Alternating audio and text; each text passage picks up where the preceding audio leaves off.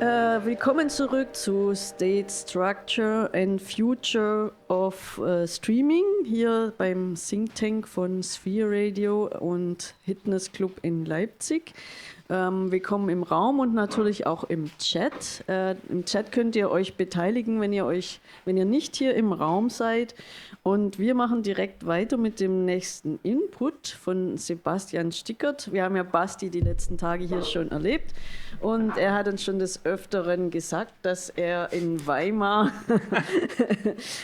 studiert hat und sich auch dort mit Virtual Reality beschäftigt und seit 2020 dort forscht und außerdem ist er Software Engineer und Developer.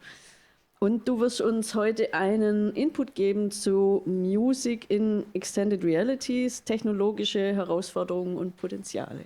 Bitteschön. Genau, so ist es ja. Herzlich willkommen auch von meiner Seite zurück nach der Mittagspause.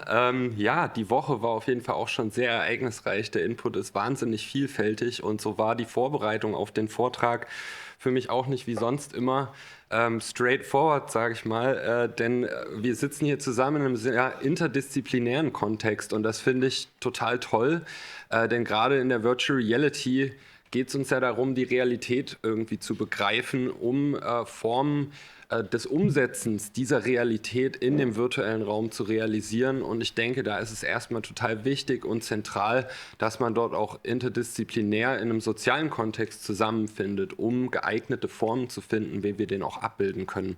Und deshalb, auch wenn in meinem Vortrag Technical Challenges oder technische Herausforderungen noch im Veranstaltungsprogramm stand, denke ich, ist es vor allen Dingen wichtig, das Ganze nicht nur als technische Präsi zu begreifen und entsprechend will ich probieren, möglichst das Ganze auch aus einer konzeptuellen Schiene anzugehen, um vielleicht auch ein Stückchen die Hemmschwelle zu nehmen, gerade für Kulturschaffende, sich mit diesen neueren Technologien zu befassen, denn dass sie kommen und dass sie sich ausbreiten, hat, denke ich, jeder von euch auf die eine oder andere Weise schon mal erfahren und ich glaube, es ist einfach wichtig, dass man Partizipationsmöglichkeiten schafft, wie auch Leute, die nicht so technisch versiert sind, sich diesen Themenbereich eben erschließen können. Alexa hatte das auf jeden Fall ja beim Machine Learning auch schon in den Fokus genommen und mich treibt da auf jeden Fall ein ähnlicher Gedanke um. Genau, deswegen, es kam auch in der Woche schon mal auf, dass so ein bisschen die Frage im Raum steht, was ist denn eigentlich Virtual Reality? Ich glaube, die Niki hatte das gesagt, bezogen auf Augmented Reality. Und deswegen dachte ich steige mal ein, einfach nochmal so ein bisschen die Begrifflichkeit grob herzuleiten. Wir sprechen da von dem Reality-Virtuality-Continuum. Das klingt vielleicht erstmal noch nicht ganz so griffig, aber der Gedanke ist eigentlich relativ einfach.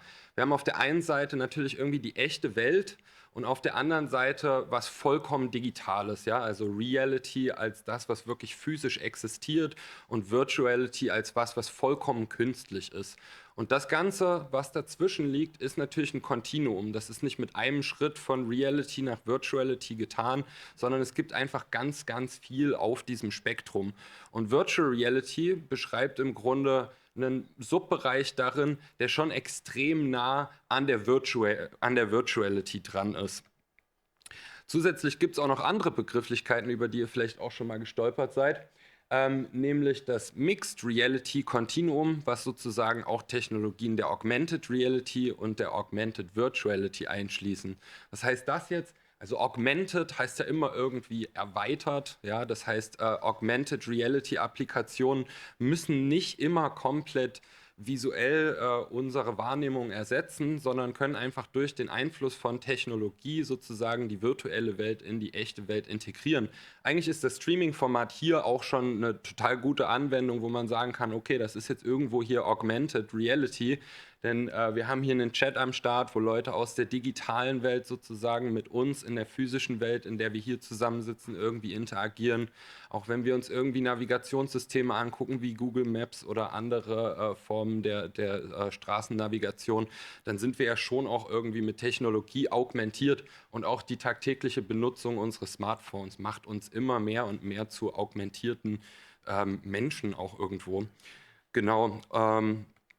Ja, und vielleicht als allerletztes, weil in meinem Vortrag geht es ja um Extended Realities, lässt sich eigentlich nur sagen, dass jede Form der Erweiterung unserer Wirklichkeit bis hin zur vollkommenen Virtualisierung der Gegebenheiten lässt sich im Grunde als eine Form der erweiterten Extended Reality beschreiben. Genau, deswegen sind viele der Gedanken, die ich heute mit euch teilen möchte, denke ich, grundsätzlich auf viele Bereiche der Extended Reality anwendbar, denn es geht auch viel so ein bisschen um ein Mindset, was ich dahingehend gern mit euch teilen möchte. Aber mein Fokus in der täglichen Arbeit ist eben die Virtual Reality, also VR. Genau, vielleicht auch ganz kurz dazu. Ich bin an der Gruppe für Virtual Reality und Visualization Research an der Bauhaus-Uni tätig, im Fachbereich Medieninformatik. Das heißt, wir beschäftigen uns natürlich dort vor allen Dingen mit den technischen Details. Aber ich bin dort auch als Mitglied der Gruppe im Bereich Collaborative VR tätig, wo es schon sehr anwendungsnah wird. Und gerade in diesen Bereichen sind natürlich Interaktionskonzepte und Konzepte der Kommunikation und Zusammenarbeit extrem wichtig. Und da geht es dann auch öfter mal in Bereiche der Psychologie, die wir zwar fachlich jetzt nicht so im Detail verstehen, aber die natürlich schon auch unsere Arbeit motivieren und inspirieren. Und wie schon gesagt, deswegen ist auch der Austausch mit euch aus meiner Sicht halt extrem wichtig, weil wir müssen die Disziplinen zusammenführen und Schnittstellen identifizieren und schaffen. Außerdem beschäftigt sich unsere Gruppe, vielleicht am Rande noch gesagt, auch mit Real-Time-Rendering-Technologien. Da geht es eigentlich dann nur darum, wenn wir jetzt riesengroße Datenmodelle haben, wie können wir die in Echtzeit darstellen, damit die uns auch in der virtuellen Welt zur Verfügung stehen. Außerdem gibt es Systeme für 3D-Telepräsenz, bei denen es um Capturing von Leuten in der echten Welt geht und die Replikation von denen im virtuellen Raum. Und wir betreiben auch Visualisierungswerkzeuge und entwickeln die und konzeptuieren die auch für ganz klassische Informationsvisualisierung. Ja, vielleicht kurz auch noch zu meinem persönlichen Bezug zu der ganzen Sache. Ich bin natürlich auch nicht irgendwie nur ein Tech-Nerd und dass ich jetzt hier bin, ist irgendwie so ein ganz netter Overlap meiner persönlichen Interessen mit dem, was ich irgendwie in meiner Arbeit mache, weil ich sehe auch das ganze Virtual Reality Continuum halt kritisch. Ich bin natürlich, wie wir alle, sehr beeinflusst von den Technologien, die so tagtäglich immer mehr und mehr in unser Leben eindringen. Und deshalb halte ich es für wichtig, dass eben Tech nicht nur von Tech für die Leute geschaffen wird, sondern dass wir uns wirklich fragen, welche Qualitäten können wir denn durch Technologie irgendwie cool bestärken und wo bereichern die uns oder wo bringen sie uns in ein neues Leben, was wir irgendwie gar nicht wollen. Genau, und ich sehe vor allen Dingen eben im kulturellen Bereich dort extrem spannende Anwendungen, die auch künstlerisch motiviert sein müssen, denn nur dann dienen sie diesem Kontext. Jo. Also jetzt quasi als Überleitung zu, was wollen wir denn jetzt heute hier konkret besprechen? Einfach mal ein Bild, der das viele Leute schon zum Schmunzeln bringt. Für mich einfach persönlich relevant. Sowas habe ich einfach sehr lange nicht erlebt und es fehlt mir wahnsinnig doll. Da hat jeder vielleicht ein anderes Bild im Kopf. Ich kann mich gar nicht mehr so wirklich daran erinnern, wann wirklich die letzte Live-Show war, auf der ich gewesen bin und vor allen Dingen, wann die war, die mal irgendwie so eine Form der Nähe zulässt, ja, sowohl zu den Künstlern als auch zur Crowd, die Interaktion miteinander, einfach sich wirklich irgendwie begegnen zu können in einem sozialen Kontext. Ich glaube, das ist im Rahmen der Pandemie einfach total offensichtlich und bedarf gar nicht vieler Worte. Aber ich denke, dass gerade in so einer schwierigen Zeit man natürlich trotzdem irgendwie erfinderisch werden muss, wie man irgendwie Abhilfe schaffen kann, wenn es halt einfach so nicht geht.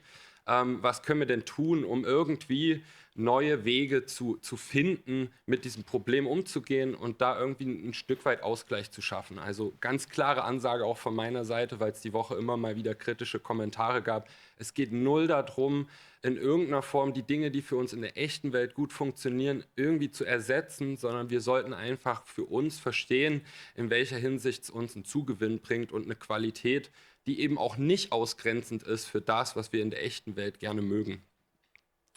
Und deshalb auch jetzt vielleicht die Überleitung, wie können wir denn diese bedeutungsvollen Ereignisse und bedeutungsvollen Erfahrungen in Extended Realities schaffen? Und ich denke, aus meiner Sicht ist das auf jeden Fall vor allen Dingen eine Mindset-Frage. Wir dürfen keine Angst davor haben, uns diese Komponenten, wie ich sie jetzt hier gelistet habe, irgendwie alle gemeinsam auch zu erschließen. Es kann nicht nur an den Technologen liegen, die Limitierung der Technologien zu verstehen, und es kann auch nicht nur an den Musikern und Musikerinnen und Nutzern von Technologie liegen, die Qualitäten ihres Kontexts zu verstehen. Deswegen müssen wir, egal was wir für Lösungen schaffen, und das geht vielleicht auch über die Extended Realities hinaus, eben immer so ein bisschen das Zusammenspiel dieser einzelnen Eckpunkte betrachten. Und das wäre bezogen auf die Musik eben, sich zu fragen, was ist es denn, was wir in der echten Welt suchen, was uns antreibt, zu einer Show zu gehen, was uns antreibt, Musik zu machen. Und dann eben auch einsehen, wo befindet sich denn der Zustand der aktuellen Technologien? Welche Limitierungen gibt es da auch ganz klar in der Umsetzung? Was kann die Hardware eigentlich leisten? Wie gut, wie visuell und fidel ist die Umgebung, die man wahrnehmen kann? Welche Limitierungen gibt es da also? Und welche einzigartigen Qualitäten haben die gewissen Medien, um quasi den Kontext zu bereichern? Und ich denke, wenn man das erstmal einfach für sich durchdenkt, dann macht es Sinn, sich quasi verwandte Arbeiten anzugucken. Also man kann sich immer sehr leicht berieseln lassen von Dingen, die schon gemacht worden sind und sagen, das probiere ich jetzt so aus. Aber im Grunde geht es ja auch darum, man will ja dem Strom da vielleicht nicht nur hinterherrennen, weil dann wird es weiter bei großen Tech-Konzernen bleiben, die uns zeigen, wie wir es machen sollen, sondern man will vielleicht selber eigene innovative Ideen haben. Und deswegen möchte ich in meinem Vortrag da so ein bisschen drauf eingehen, wie wir das machen können, auch ohne ganz viel über Programmierung und technische Details zu verstehen. Vielleicht erstmal so als kleine Übersicht. Wir haben uns jetzt im letzten Semester vor allen Dingen, Eric und ich, viel mit Music in Extended Realities befasst, betreiben da gerade ein studentisches Projekt, um uns mit dem Themenkomplex ein bisschen auseinanderzusetzen, den auch einzuordnen und zu schauen, wo und wie können wir den eigentlich erschließen. Und ich denke, es kann man grundsätzlich so ein bisschen in 3 Sparten teilen, die sich da über bestehende Applikationen irgendwie sehen lassen. Und zwar einmal Virtual Reality Musikinstrumente, also wirklich Wege, wie wir in der vollkommen virtuellen Welt oder in der augmentierten Welt neue Musikinstrumente schaffen können, auch Formen der Public Instruments sind da sicherlich denkbar und auch schon teilweise in Anwendung. Es gibt musikbasierte Spielformen. Ich weiß nicht, ihr kennt vielleicht Beat Saber, wenn nicht Beat Saber, dann vielleicht Guitar Hero, ja, also rhythmenbasierte Spiele, mit denen wir interagieren durch digitale Medien oder voll virtuelle. Und es gibt natürlich auch noch den Themenkomplex Music Performances mit Extended Reality, und das ist der, auf den ich jetzt eben gerne näher eingehen will. Ja, vielleicht auch nochmal als kleiner Hinweis, also hier, es gibt ein interessantes Paper, was ich jedem von euch auch ans Herz legen kann, was hier auch verlinkt ist, was ganz grundsätzlich auch diesen Themenkomplex Music in Extended Realities aus einer akademischen Sicht gut schildert. Da findet man auch nochmal eine viel detailliertere Übersicht über Arbeiten, die da schon gemacht worden sind. Ich habe jetzt nur mal eine Grafik davon mitgebracht, weil sie ziemlich gut veranschaulicht, wie krass eigentlich dieser ganze Themenkomplex am Wachsen ist. Und das ist genau das, was ich meinte. Ja, das ist was, darauf haben wir keinen Einfluss. Das passiert einfach durch die Etablierung der neuen Technologien und dem Interesse des Marktes und auch der Forschungsarbeit, dem ganz individuellen Interesse einzelner Leute, das umzusetzen. Und es ist eben die Frage, will man da partizipieren oder nicht? Aber auf jeden Fall explodieren auch Anwendungen in der Musikszene, die mit immersiven Medien arbeiten. Ein Beispiel, was ich dazu mal mitgebracht habe, weil es eine gute Überleitung auch in die Limitierung und den Weg, den wir vielleicht gehen sollten, ist eine Veröffentlichung von Mel Slaters VR-Gruppe. Der ist ein ziemlich renommierter VR-Forscher. Die IEEE VR-Konferenz ist eigentlich so eine der größten, in denen man so veröffentlichen kann. Das heißt, sehr angesehener Forscher, der an der Stelle sich auch mal mit Music und VR beschäftigt. Und was hat er gemacht? Also im Grunde hat er sich eine Dire Straits Show aus den 70ern zur Hand genommen und hat quasi auf Basis des Videomaterials und natürlich auch des Tons, den es von dieser Veranstaltung gibt, diese Veranstaltung probiert zu rekonstruieren. Also wirklich auf Basis von diesem Material ein möglichst realitätsgenaues Abbild zu schaffen, um dann eben zu schauen, wie gut fühlen sich die Leute dann quasi da auch anwesend, welchen Mehrwert hat das und wie sehr fühle ich mich, als wäre ich auf einer Show. Study reveals to expect the unexpected. Ich habe mal ein Zitat von Participants mitgebracht, die dort in dieser Studie dann interviewt worden sind zu ihrer Erfahrung. Und das ist dann doch eher schockierend. Ja? Also da wird von creepy looking people gesprochen, felt like predators. Ähm, und ich glaube, gerade in diesem Kontext ist absolut klar, ja, also wenn das die VR ist, die uns bevorsteht, auf keinen Fall, nein, danke so. Also das ist ja genau das, was wir halt nicht wollen. Wir haben so viel uns über politische Diskurse ausgetauscht hier und das wollen wir nicht. Die Frage ist also, warum ist das so passiert? Warum kam dieses Feedback? Und aus meiner Sicht ist die Antwort gar nicht so unexpected, wie das vielleicht dort geschildert worden ist. Denn es gibt auch schon viele Studien, die auch aus der Robotik kommen, die sich mit diesem Phänomen des Uncanny Valleys beschäftigen.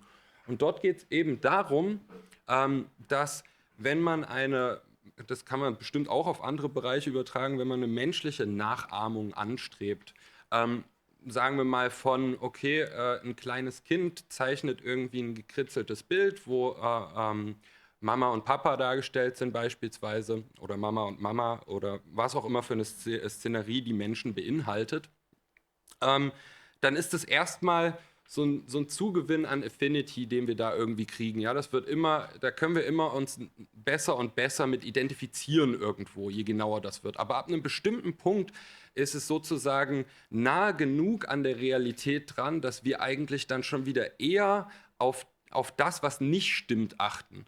Und das lässt sich an dieser Show, ich habe tatsächlich die Applikation auch selbst mal ausprobiert, ganz gut erkennen, dass wenn man jetzt als Musikfan an einem virtuellen Venue steht, was so viele Parallelen zu einem echten Venue hat, aber dann beispielsweise 3 Gitarristen auf der Bühne stehen und du aber weißt, ja, aber da muss doch auch ein Bassist dabei sein, ja? Wenn irgendwie um mich rum eine vollkommen animierte Crowd am Start ist, wo ein Modell verzehnfacht neben mir steht mit wiederkehrenden Animationen, wenn diese Leute mich manchmal auch angucken in einer ganz merkwürdigen Form der sozialen Interaktion, die komplett suggeriert ist, dann fallen wir eben in dieses Uncanny Valley und dann wird das keine zusätzliche Affinität und keinen zusätzlichen Qualitätsboost für die Experience geben, sondern dann wird es eher einfach ein extrem schlechtes Ereignis für uns sein. Also nicht mal nur neutral, sondern das wird einfach keinen Zugewinn bieten.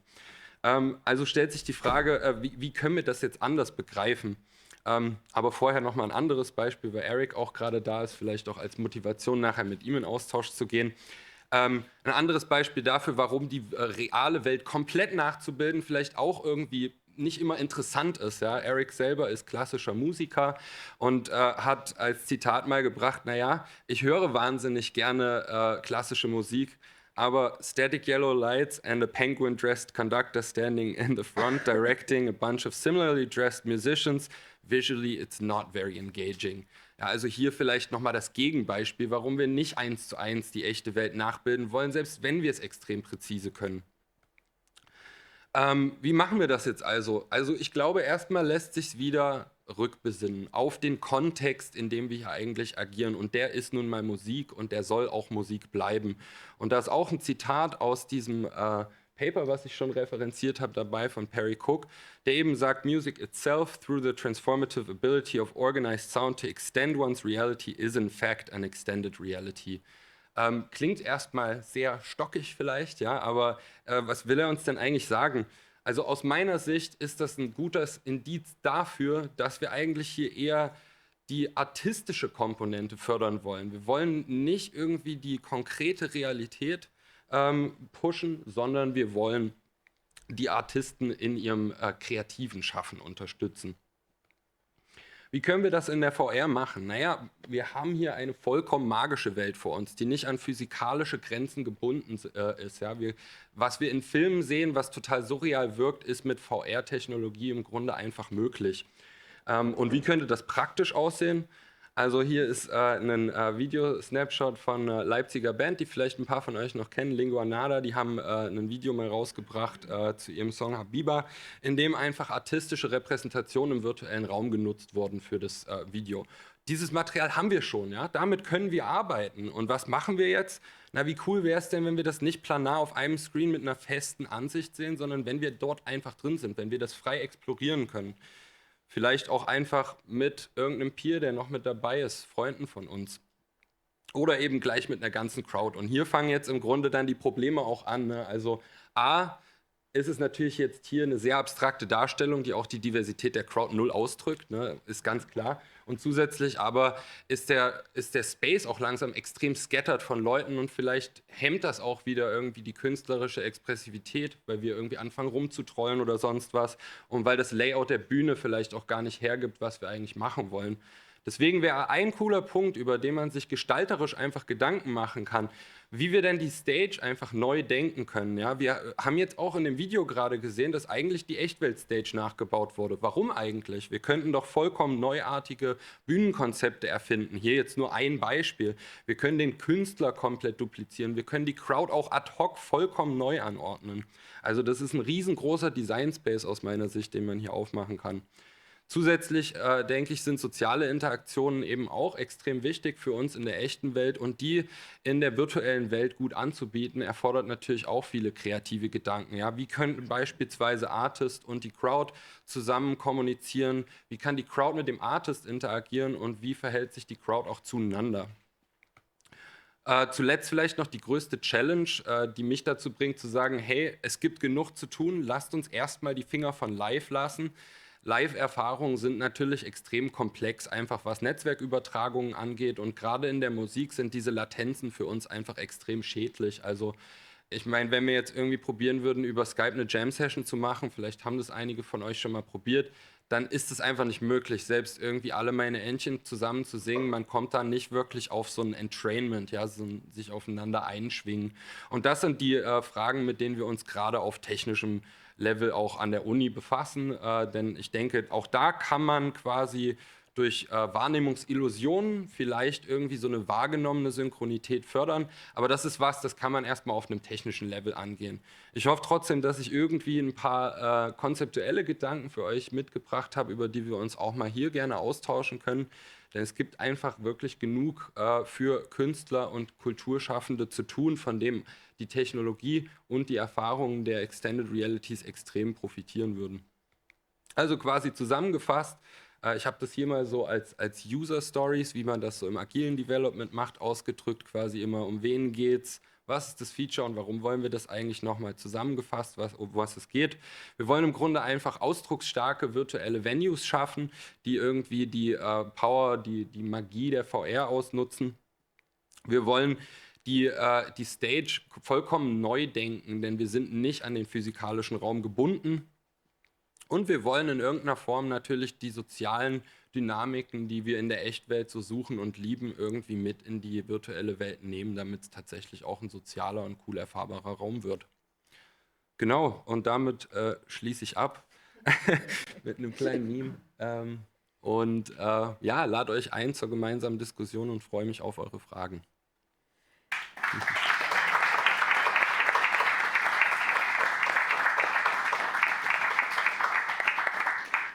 Vielen Dank, Basti. Die Fragen und auch natürlich schon die Diskussion ist eröffnet und hier gibt es ja total viele Leute im Raum, die von irgendwelchen Bühnen kommen und auch viele, die von irgendwelchen Kreativen kommen. Da gibt es ja bestimmt jetzt 1000 Ideen. Maybe as a little side note, before we get started, you can also freely address Eric if you want. He's very practically involved with the work I do. He's also an artist, so if you want to, he's from America. It would be great if you just state your questions in English if they're directed towards him.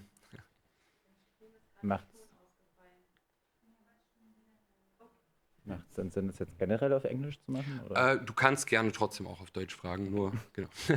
Genau, also ich bin Lars, es wurde noch nicht ganz so richtig vorgestellt. Ich arbeite als freier VR-Kurator in den letzten 5, 6 Jahren inzwischen. Vielleicht könnt ihr beim Ding auch die Maske runter, dann geht's besser. Meine Frage ist, du meintest ja quasi zum Thema VR, wir sind komplett ungebunden vom physikalischen Raum und ich glaube, es sind ein bisschen 2 Fragen, so in die Richtung, was ihr gerade entwickelt. Zum einen ist es ein bisschen als Home-Device gedacht oder als Plattform, die ich von zu Hause aus angehe oder quasi jetzt auch nochmal so im Kulturkontext, ist es etwas, was irgendwie von Hubs aus funktionieren kann? Und dann die zweite Frage oder quasi was meine Einschätzung, auch meine Erfahrung ist mit den Ausstellungen. Klar geht es um virtuelle Räume, aber letztendlich sind wir ja nicht komplett von der physikalischen Welt frei. Das heißt, ich habe ja immer noch ein Device auf meinem Kopf, was irgendwie auch gar nicht so leicht ist. Gerade so in einem Musikkontext, wenn ich vielleicht auch Lust habe zu tanzen, mich zu bewegen, zu springen, Also die physischen Einschränkungen sind ja trotzdem da, besonders dann in einem Home-Kontext, selbst wenn ich jetzt ein Device da habe, ich vielleicht in meinem kleinen WG-Zimmer stehe und irgendwie die Möbel ein bisschen verrücke, um so halbwegs einen Space zu haben, dass es groß genug ist, frage ich mich so ein bisschen, wie weit kann man, oder ist es in deiner Gedankenwelt vielleicht eher da, wie weit kann man den physischen Ort denn überhaupt ausschließen, der ja trotzdem noch als Mittler funktioniert? Also ich bin ja nicht aus meinem Körper raus. Das ist ja trotzdem eine Dualität, die existiert. Ja, absolut. Ja, also auch vielen Dank nochmal für den Hinweis. Es war vielleicht an der Stelle auch ein bisschen zu viel Promotion. Wir verbringen tatsächlich in unserer Forschung extrem viel Zeit damit, naja, nicht frustriert über die Limitierung zu sein, aber zumindest den Limitierungen sehr bewusst zu sein. Also ein großer Teil unserer Arbeit beschäftigt sich auch mit Navigation in virtuellen Räumen. Ja, wie bewege ich mich von A nach B? Weil absolut, ja, der physikalische Space, den ich zur Verfügung habe, ist natürlich maßgeblich dafür, wie ich mich auch durch die virtuelle Welt bewege. Und da sind natürlich auch Sachen wie Cybersickness ein Riesenproblem. Ja, wenn ich jetzt halt irgendwie die Reichweite, die ich durch physisches Laufen erweitern will, genau, wenn ich meine physische Laufreichweite erreichen will, dann muss ich ja irgendwie virtuell diese Bewegung erzeugen. Und dann ist zum Beispiel sowas wie, naja, alles klar, dann gebe ich einfach einen Navigationspfad vor, verankert den Nutzer drauf und dann fliegt er da einfach los. Das waren so die ersten Steps, die es da vielleicht auch so gab, auch irgendwie so Rollercoaster-Simulationen. Das ist natürlich alles extrem schlecht, weil eben du dann dieses Mismatch hast zwischen deiner physischen Erfahrung und der virtuellen. Und ich finde es gut, dass du es ansprichst, weil genau das ist eine der Limitierungen, denen man sich einfach bei der Gestaltung bewusst sein sollte.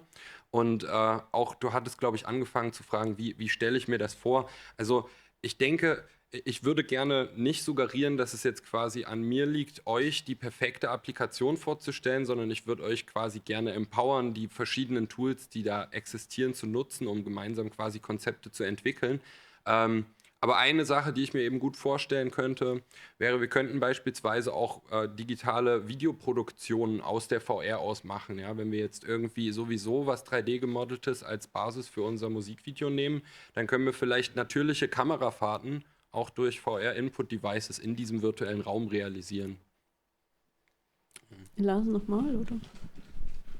Ja, also, Geht es direkt da drauf? genau, nur als ein schneller Gedanke vielleicht. Ja. Es gibt in Polen ein Kollektiv, die heißen Dream Adoption Society. Und die haben, das fand ich ganz witzig, vor ein paar Jahren schon Räume gebaut, wo sie 10 Kinect miteinander verbinden und damit eine ganze Gruppe von Personen eigentlich in einen Raum stellen können, die komplett unabhängig von den Limitierungen dann noch mit einem Wireless-Headset plötzlich in einer Performance-Situation sind. Und vielleicht ist nur als ein Gedanke, das fand ich ganz interessant, weil sie durch diese Kinect-Variante sehr viele Limitierungen von Kabel und Gruppierungen irgendwie schon ausgeschlossen haben. Also ist jetzt halt ein bisschen schwierig mit der Kinect und Datentransfer. Ja. Niki war hier vorne.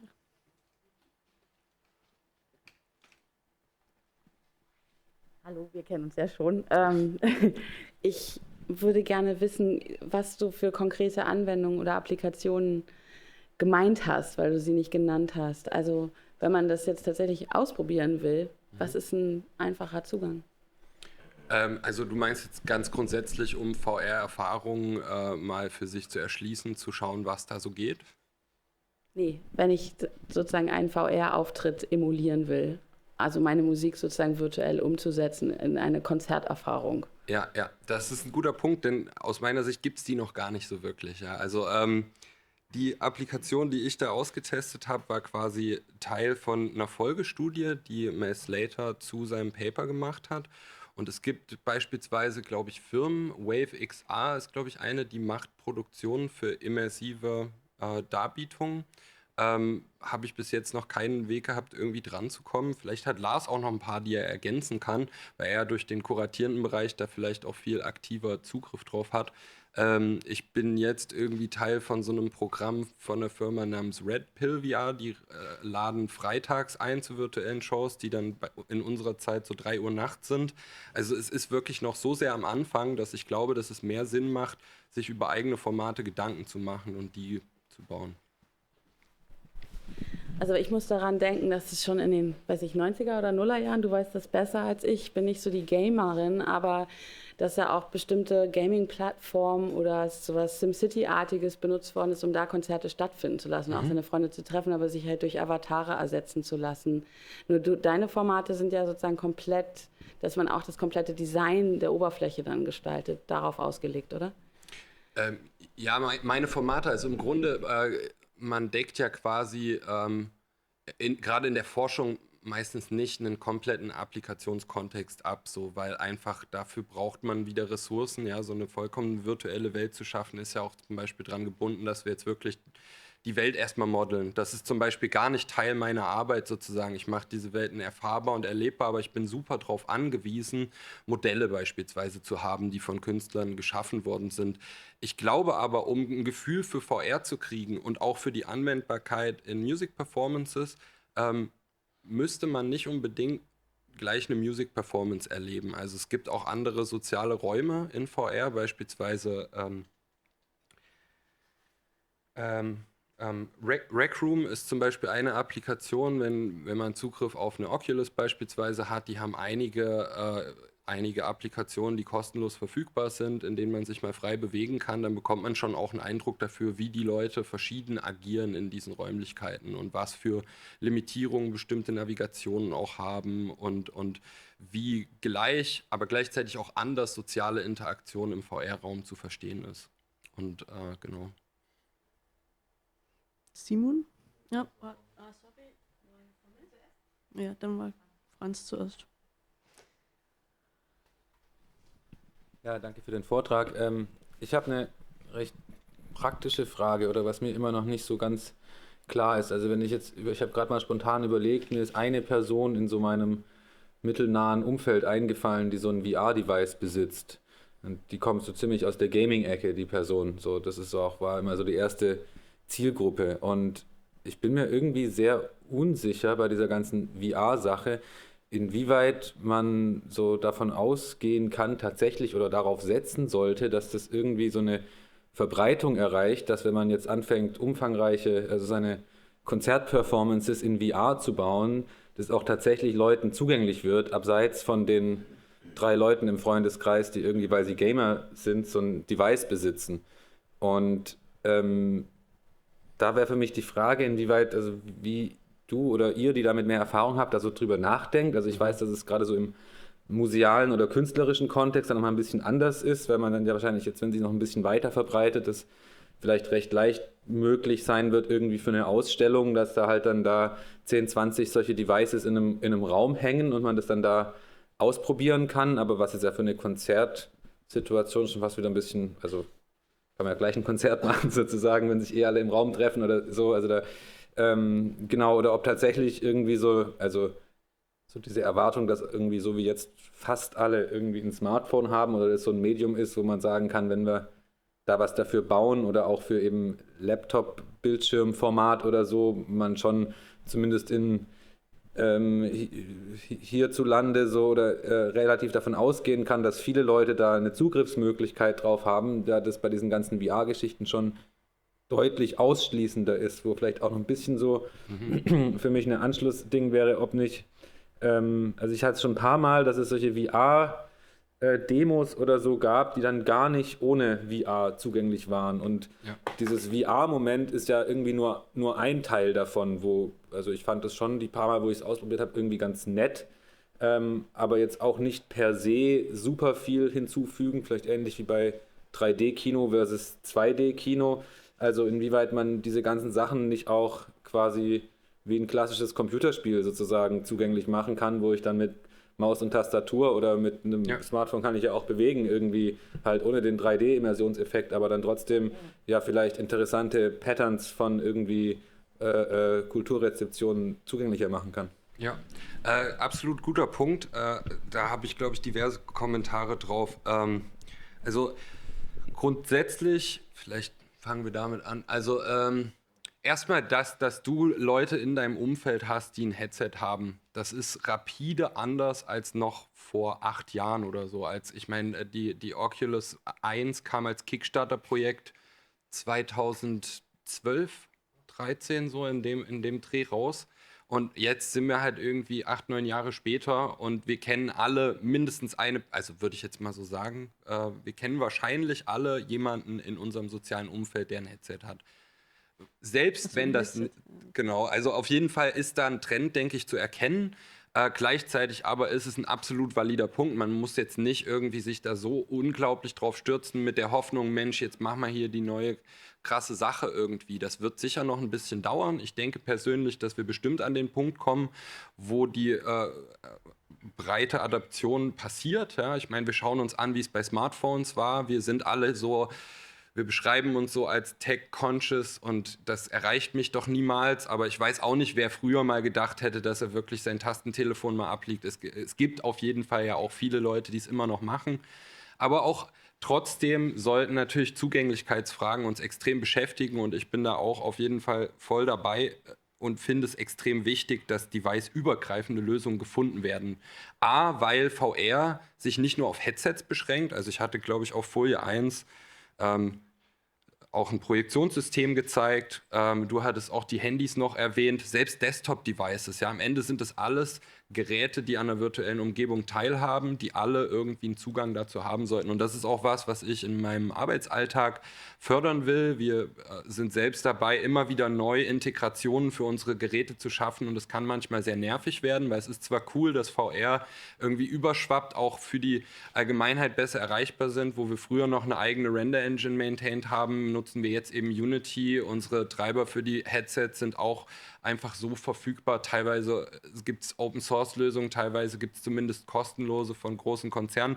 Das macht vieles convenient, aber ich glaube, man muss die Convenience dann eben auch nutzen, um die verschiedenen Devices zusammenzuführen. Deswegen betreiben wir jetzt so ein eigenes kleines Plugin-System für Unity, um eben auch Desktop-Integration möglich zu machen, um meinetwegen auch AR-Integration mit Handys möglich zu machen. Und in die Richtung sollte man da auf jeden Fall gehen. Simon?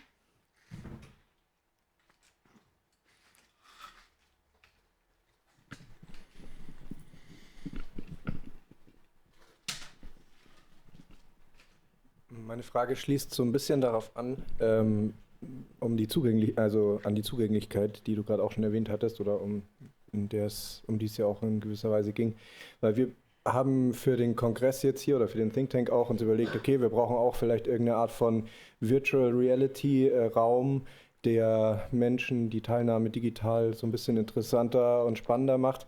Und dann haben wir diese Gathertown Island, Think Tank Island gebaut oder beziehungsweise Achim, Maxim und André haben die gebaut. Und genau, ich war sehr skeptisch, inwiefern wir das wirklich brauchen und inwiefern wir wirklich unsere Kapazität und Zeit da reinstecken sollen, diese Welt zu bauen oder ob wir die Zeit für was anderes verwenden sollen, weil ich das aus anderen Projekten schon mal kennengelernt habe und immer so skeptisch war. Wird das genutzt? Schafft das Mehrwert? Ist das irgendwie was dem Ganzen wirklich auch noch was gibt und das Ganze spannender macht?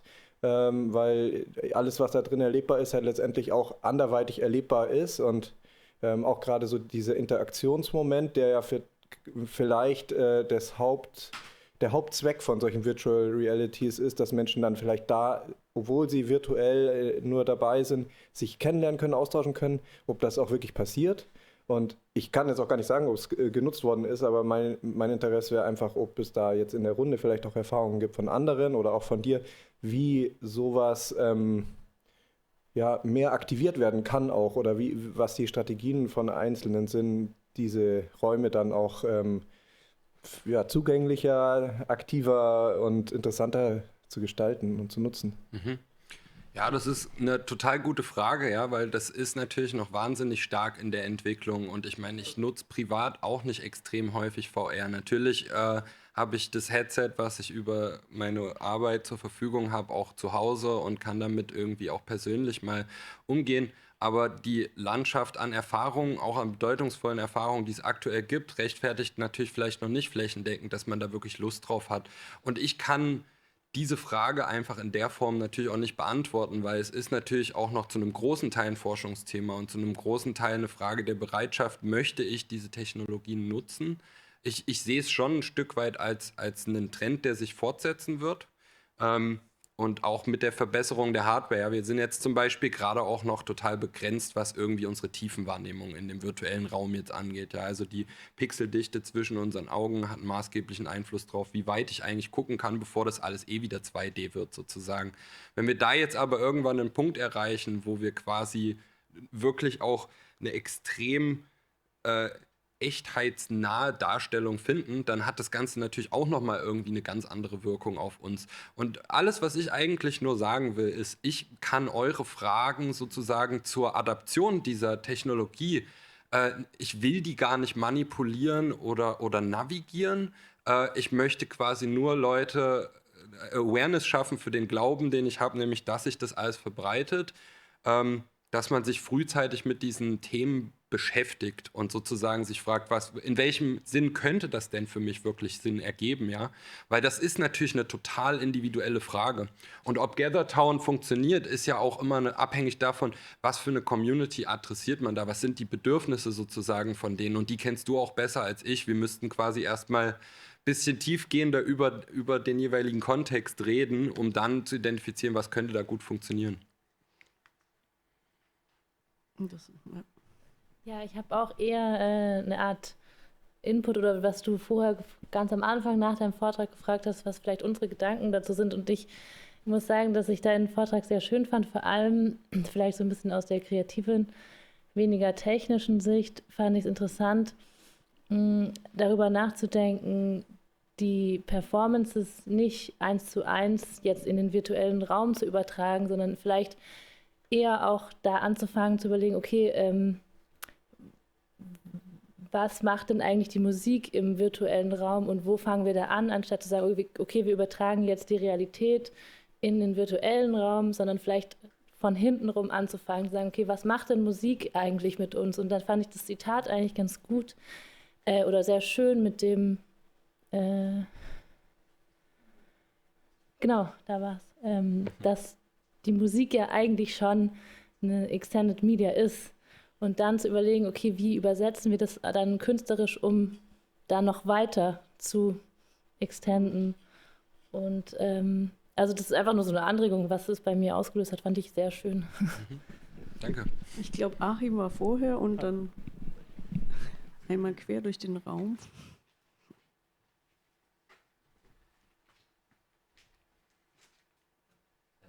Ja, ich würde auch noch auf 2 Fragen eingehen. Erstmal Simon, ob es hier Erfahrungen dazu gibt, und weil du auch nochmal GatherTown als Beispiel genannt hast, also ich glaube, jetzt sieht man auch so, das wird halt in diesem Kontext gerade nicht so viel benutzt, weil, glaube ich, auch wir also dafür nicht so viel Werbung gemacht haben, und wir haben mit dem Bau der Map 2 Stunden verbracht. Also wir haben uns jetzt nicht so viel Zeit genommen dafür, das durchzudesignen.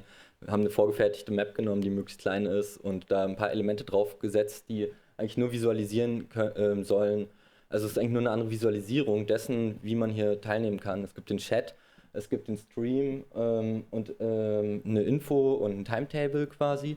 Also es ist eigentlich nur wie eine andere Art der Website. Also es ist eine Linksammlung im Grunde genommen, aber hat auch die Möglichkeit, wenn sich da jetzt mehrere Leute treffen, die sich nebeneinander stellen, dass die direkter miteinander kommunizieren können. Und ich finde das eigentlich mega spannend, weil man ja mal nicht weiß, wer ist jetzt gerade noch gleichzeitig mit mir auf dieser Website, und man kann sich direkt darüber austauschen. Und wir hatten das jetzt im letzten Winter, hatten wir auch unseren Raum nachgebaut und einen Link als digitale Theke mit eingebaut, und da hatte ich auch so ein paar Zufallsbegegnungen mit Leuten, die ich nicht kannte, und das war voll witzig, man ist dann da tagsüber, guckt nochmal, ob das überhaupt funktioniert, und dann ist auf einmal eine Person, weiß nicht, aus Berlin, und fragt, hey, wie bist du hierher gekommen? Und du sagst so, hey, keine Ahnung, was ist denn das hier überhaupt? Ich habe hier auf irgendeinen Link geklickt, und dann kommt man so ins Gespräch, und das ist irgendwie total spannend, finde ich, also die Möglichkeiten dazu.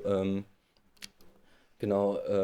Also wenn wir uns schon im digitalen Raum bewegen, dann ist auf jeden fall jede Form, die uns an unsere natürliche Interaktion näher ranbringt, immer immersiver. Also ich weiß nicht, ich habe eine der ersten Applikationen, die ich dann ausprobiert habe mal wieder, war Poker in VR. Ja, ich habe irgendwie 1-2 Mal vielleicht auf dem Rechner auch Online-Poker mal gezockt und die Erfahrung, das im virtuellen Raum zu machen, das war keine spielerische, sondern das war primär eine soziale, weil halt auf einmal neben mir Leute an einem virtuellen Tisch sitzen, mit denen ich mich physisch niemals treffen könnte, mit denen ich vielleicht irgendwie Desktop-Online-Poker spielen könnte, aber dort jetzt nebeneinander zu sitzen und Leute schmeißen Chips über den Tisch und fangen an, dort rumzutreuen, das war einfach wahnsinnig witzig so. Und es ist eine fundamental andere Erfahrung einfach auf jeden Fall.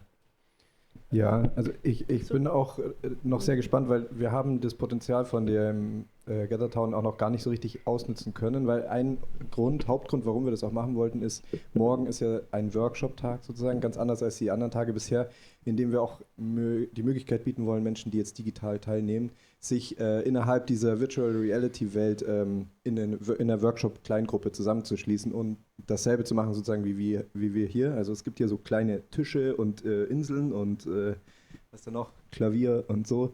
Und genau, also vielleicht auch eben so, wir sehen es, so, wir werden es sehen morgen, aber ich bin einfach nur neugierig und klar, wie Achim sagt, das ist so schnell gemacht, wir hatten auch gar nicht die Zeit oder sie hatten gar nicht die Zeit, dass man das jetzt so genau designt. Und ich finde es auch voll okay, dass es so runtergebrochen ist. Voll, ja. Und einfach nur neugierig, wie es dann angenommen wird. Ich hoffe, es passiert. Aber wolltest du direkt noch?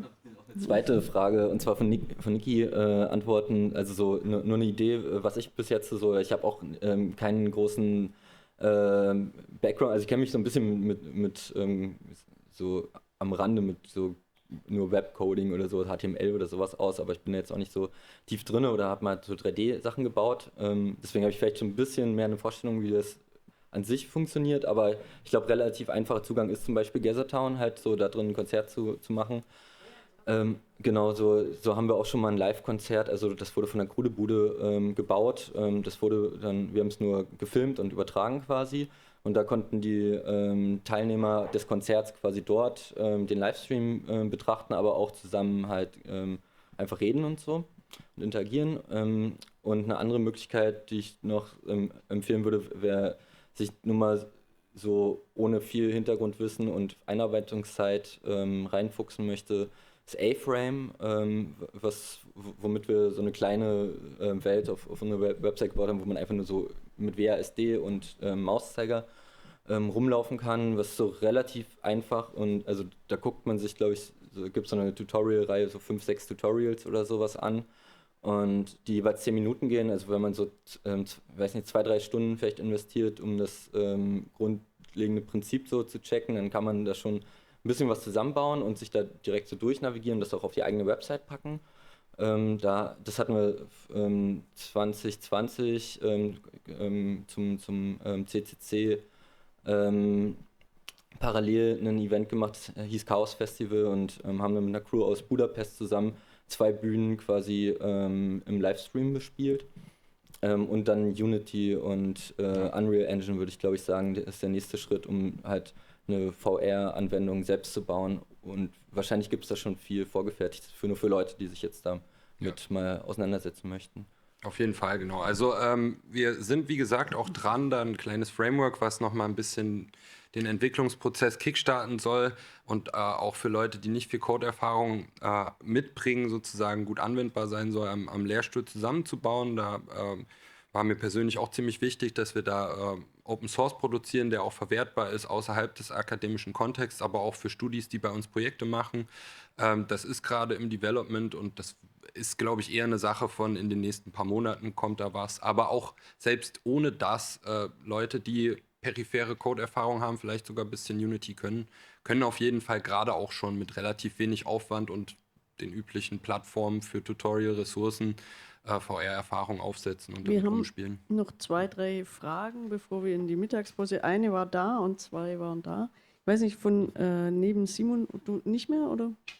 Okay, ich glaube, ja, war zuerst. Weniger noch mal eine Frage als ein Input. Ich fand das ganz cool, du hast auch am Anfang gesagt, es wäre so ein Mindset, was du gibst und ich fand das auch nochmal ganz gut, darüber nachzudenken. Klar, die Oculus 1, das war eine Dampflokomotive, jetzt sind wir vielleicht bei Regionalbahn.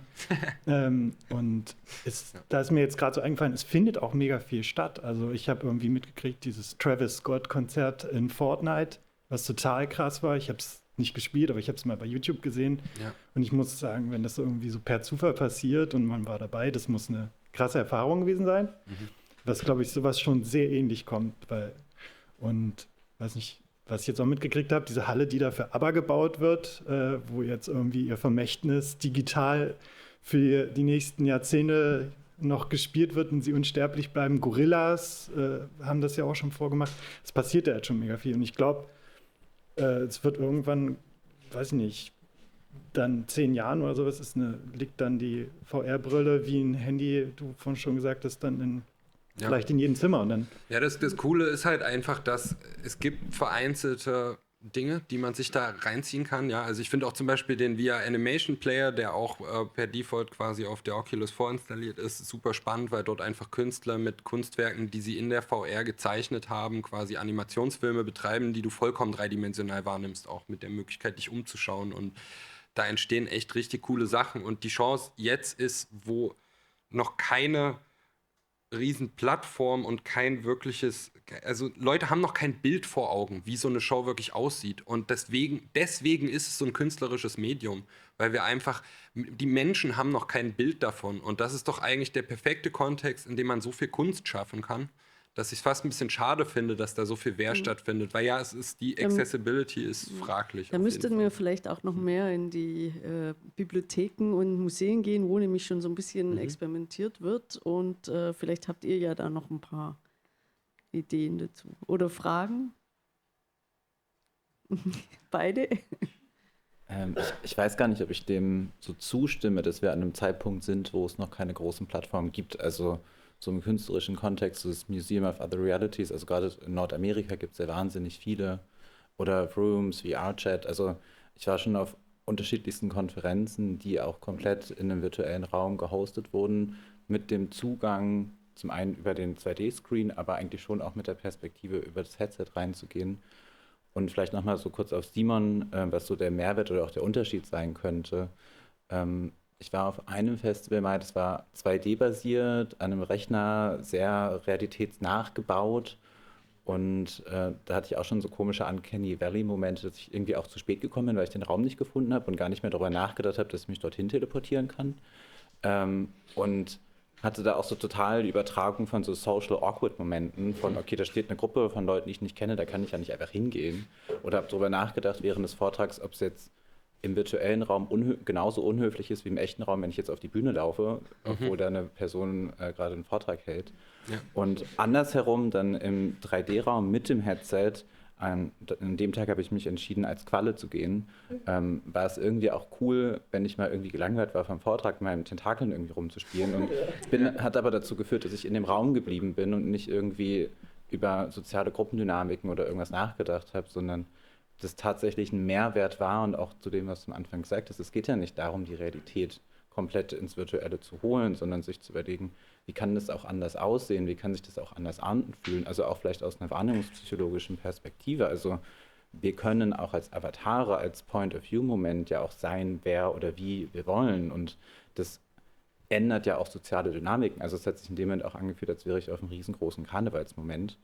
Und auf jeden Fall, was ich sagen möchte, ist, ich weiß nicht, wie, also es gibt schon viele Anwendungen, die auch plattformbasiert sind und ich glaube, ich würde es vielleicht sogar verschärfen wollen. Es ist, glaube ich, gerade jetzt ein guter Zeitpunkt, auch nochmal in Anbetracht des Vortrags heute Morgen, nochmal eigene, sichere Lösungen zu basteln, weil wir auch da schon, trotz dessen es eine Innovation ist, ja in dem Moment sind, dass wir von den großen Tech-Konzernen abhängig sind, von den großen Plattformen. Also auch da gibt es diese Abhängigkeit schon und die ist schon längst real.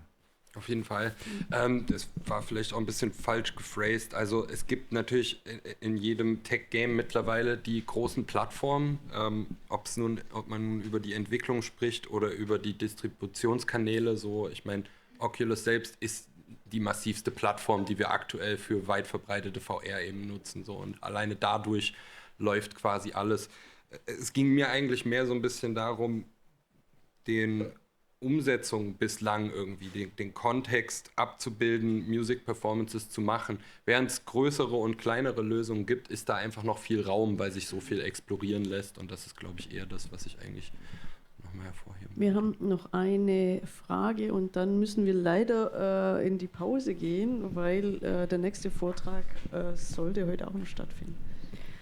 Ja, ich wollte auch einfach noch auf die Gathertown-Erfahrung und überhaupt so eine Erkenntnis irgendwie, die mal so da war, was das Thema angeht, eingehen.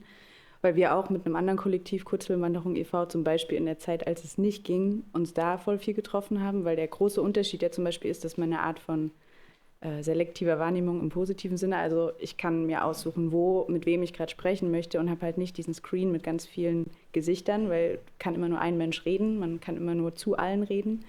Und eben dann auch in kleinen Gruppen zusammenarbeiten zu können. Und da war für mich, aber allgemein auch Virtual Reality immer nur ein Ersatz, weil es gerade nicht in Wirklichkeit geht. Ne? Also wir können uns gerade nicht sehen oder wir sind in verschiedenen Kontinenten und haben dann die Möglichkeit, das irgendwie nachzuahmen und das Beste rauszuholen.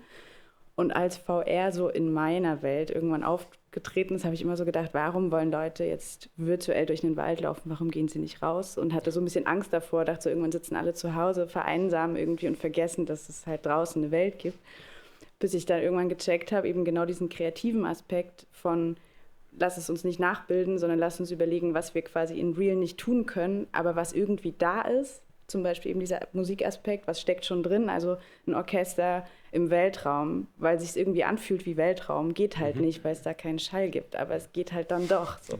Und das fand ich jetzt voll spannend mit euren Bühnenkonzepten und Überlegungen, weil wir das quasi im realen Raum auch ein bisschen probieren, gerade so Konzertkonzepte zu entwickeln, die diese klassischen Raumstrukturen von die Crowd und die Bühne irgendwie auflösen und quasi das Betreten der Musik durch das Betreten des Raums irgendwie möglich machen und da halt natürlich super viel über Licht, über Bühnenbild, über eine Aufteilung der Band, wo stehen die Menschen, sind sie Teil davon, nachdenken und das natürlich dann sozusagen noch ein Next Step sein kann. Ne? Also so, das finde ich halt dann so spannend, dass man sagt, wo sind die Grenzen und ab wann fangen wir an, die dann da so anzuknüpfen und das vielleicht miteinander zu verweben, statt es zu ersetzen. Genau, das fand ich sehr spannend. Im Chat haben wir hier auch noch Tipps dazu. Generell kann man Browser auf Smartphone als Plattform für VR benutzen.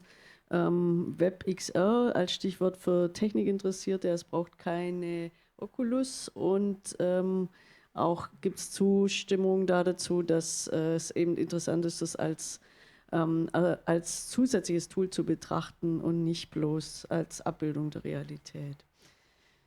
Dann vielen Dank, Basti, dass du hier warst und uns das vorgestellt hast und auch nochmal diesen Input gegeben hast, dass wir das Tool jetzt anfassen sollten und uns kreativ darüber Gedanken machen, wie das überhaupt in Zukunft aussehen sollte.